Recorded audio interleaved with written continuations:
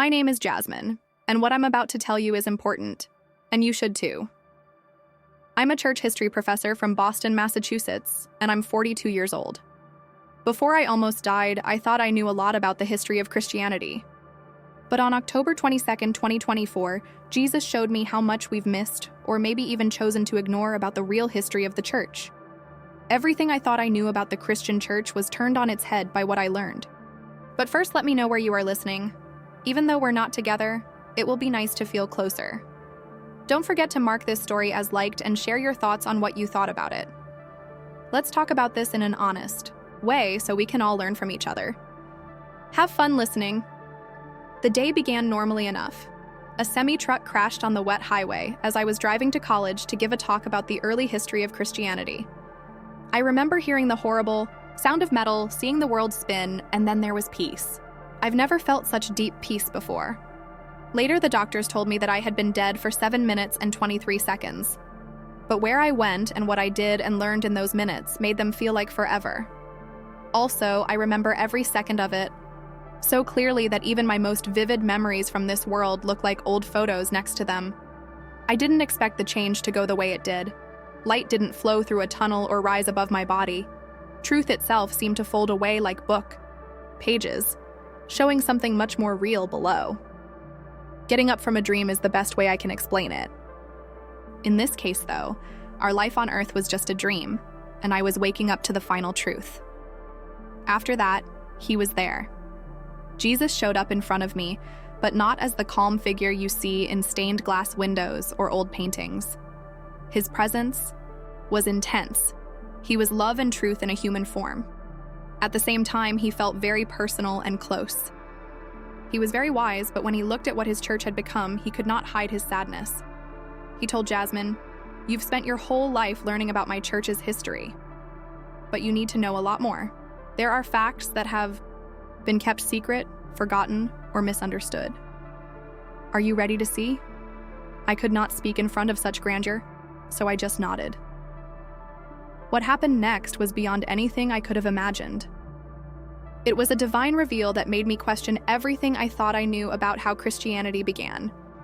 He showed me the early church, not just told me about it. We were there all of a sudden, seeing things as they really happened. There was more truth to the experience than in any written record or scientific find. I wasn't just seeing these things. I was living them, feeling them, and understanding them in a way that no study on earth could give me. The first shocking thing Jesus told them was about the church's very base.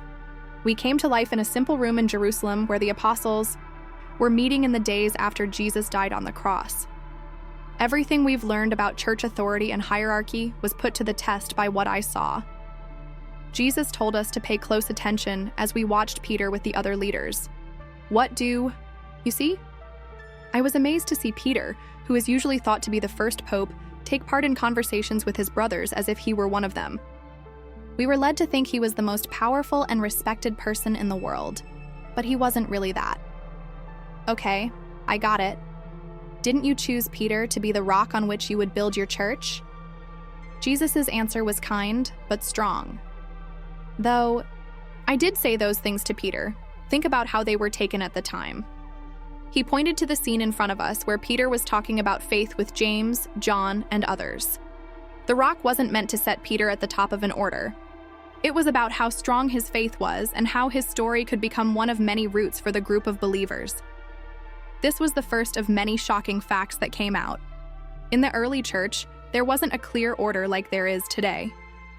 The group of followers was active and varied, and each brought something special to the growing movement. There wasn't just one person or office with power. A lot of strong leaders who worked together to spread Christ's message read it. The scene changed, and all of a sudden, Jesus and I were walking through the streets of old Rome. From the small group in Jerusalem to the center of imperial power, the difference was shocking. The air was thick with incense, and the streets were full of the sounds of business and prayer. He then said, "Let me show you something that will make you question everything you think you know about how my church became what it is today." I saw one of the most shocking truths about the early church: Constantine's real story of giving up his faith. Not the sanitized version that is taught in Sunday school, but the complicated truth that Jesus showed me. As we watched Constantine, in his private rooms, Jesus told us to pay close attention. People have been wrong about what you're about to see for hundreds of years. I saw Constantine, the great ruler, not having a spiritual revelation, but thinking about how accepting Christianity would help his power. The well-known vision of the cross before battle was there, but Jesus showed me how this moment combined divine help with human political desire. But isn't this wrong? I asked, because we've always been told that Constantine's change was a miracle. What Jesus said shocked me to my core. Did you think, my child, that I couldn't use human desire to further divine goals? Constantine's change was both religious and political. It's a great example of how I use the complexity of people to get what I want. The realization hit me like a lightning bolt. Making Christianity the official faith of Rome wasn't just a spiritual victory. It was also a well-planned political move that changed the church's path forever. And then there was what might have been the most shocking news of all. Jesus took us to the meeting of Nicaea in the year 325 AD. But what I saw wasn't the organized, spiritual meeting I had always imagined. Instead, I saw heated arguments, political maneuvering, and passionate discussions about basic Christian beliefs. Christ said that many of the beliefs you follow today were made official here, but look at how human the process was. I was shocked to see bishops fight about what kind of divinity Christ had, how the church should be run, and how to make sure that all Christians follow the same rules. I think my face showed how shocked I was because Jesus looked at me with eyes filled with love. Does it bother you that such human elements are used to make church doctrine? He asked. I did admit it. I've always thought. In other words, we are told that these choices came from God alone. Ah, Jesus replied, isn't it more miraculous that I could work through such human processes to keep my most important truths? It's not that these guys were perfect. It's that my message of love and salvation lived on because of what they did. He then showed me something that shocked me. As we went from one early Christian community to the next, I saw beliefs and behaviors that are now seen as heretical. There were a lot of different spiritual levels and secret information among the Gnostic Christians. The Ebionites, who took part in Jewish customs, the different house churches, each with its own take on what Christ taught. Which ones were right, though? I asked. Christ told them, "You're asking the wrong question. What you're seeing is how my students, who really wanted to understand, used their own spiritual and cultural lenses to look at what I taught. Like light going through a lens, the truth was making its way through people's minds." We went forward in time, and I saw how the church started to put all of its power in Rome. Again, though, what Jesus showed me went against everything I knew. Rome was chosen as the center of the church for more than just the fact that Peter was killed there. It was also a matter of power, influence, and empire. Jesus told us to pay attention as we saw the first popes handle both religious and political issues. Check out how hard it was for them to match their divine calling with power on earth. I saw how the church's authority grew by using ideas from how the Romans ran their government. I saw how things that we think of as customs that will never change, changed over time. The structure of church leadership, the role of bishops, and the power of the Pope all grew over time through very human processes of making choices and adapting. Then I asked, what about the Pope's infallibility? Succession of the apostles? Everything we are taught is important to church leadership. Jesus' answer was kind and deep at the same time. Over time, as my followers tried to understand and order what I taught, these doctrines grew. The power is real, but it was earned in a more complicated way than most people think. One of the most shocking things that happened to me was when Jesus showed me how some Gospels and works were left out of the New Testament. We heard the arguments and conversations that led to these choices. Watch how hard it was for them. Jesus spoke as we watched the leaders of the church argue about which texts to include. They really did want to keep the truth alive, but the process was a lot more human than many people today would like to think. I was both interested and disturbed as I watched as choices about doctrine and practice were made based on spiritual guidance, academic debate, and yes, sometimes political expediency. Jesus looked at me with such intensity that it made my whole body shake. "This is maybe the most important truth I want you to understand," he said. "The fact that my church has grown with the help of people doesn't make it less divine. In fact, it makes it more amazing. My message of love and salvation has stayed the same through all the ups and downs of human nature, government pressures, cultural changes, debates, and even wars. The scenes keep playing out in front of us: the growth of ritual, the creation of church calendars, and the days of fasting and feasting. I saw how many of the things Christians do every day came about through an interesting mix of spiritual motivation and cultural adaptation. But why do you have to show me this? I asked why they were telling these hard facts. Jesus' answer was both hard and beautiful. It's time for my people to understand that faith isn't about keeping up false beliefs that make you feel good. True faith can include both the spiritual and human parts of the growth of my church. It's not that everything was perfect from the start. It's that my truth and love have continued to change lives through all of these normal things that happen. As we went through these revelations, Jesus showed me how the church dealt with different problems and crises. I saw times when more than one person said they were pope, when political power seemed to be more important than spiritual authority, and when the church seemed to lose its way. During these tough scenes, Jesus said, even in the worst times, there were always people who held on to my true message of love and salvation. The big church may have problems, but my real church, the group of faithful people, has never failed. One of the most important things that happened to me was when Jesus showed me what early Christian prayer was really like. We showed up in different house churches all over the Roman Empire, and what I saw made me cry. Jesus pointed to a small group of people in a Roman home and said, "Look carefully. Look at how their prayer was different from what you do now." What I saw was not at all like a modern church service. People got together in small groups and shared meals that were good for them physically and spiritually. Their prayers were not formal readings. They were sincere statements of faith and community. The shocking truth was that early Christian services were not at all like the organized ones we have today. When did it change? I asked. How did we get here? Then Jesus led me on a journey that showed me one of the most shocking things I had learned so far. Over time, Christian worship went from small groups to formal church services. As time went on, we saw how simple meals shared with others turned into more ritualized meals, how casual prayers turned into formal rituals, and how small house churches were replaced by large basilicas. Jesus told them to pay attention to how each change had a reason at the time. As the neighborhood grew, they needed more order. When the persecution stopped, they were able to worship in public more. But every time things changed, some things got better and some things got worse. As Jesus showed me how church teaching has changed over time, the revelations got even stronger. At the Council of Nicaea, there were heated arguments about who Christ was. Now I see them with fresh eyes. These weren't just religious arguments. They were earnest attempts by true believers to understand deep truths. As we watched the council members argue, Jesus told us to look at their faces. See the dedication and passion, but also the problems they had as people. Their choices were affected by political pressures, their understanding was shaped by their culture, and their judgment was sometimes clouded by personal goals.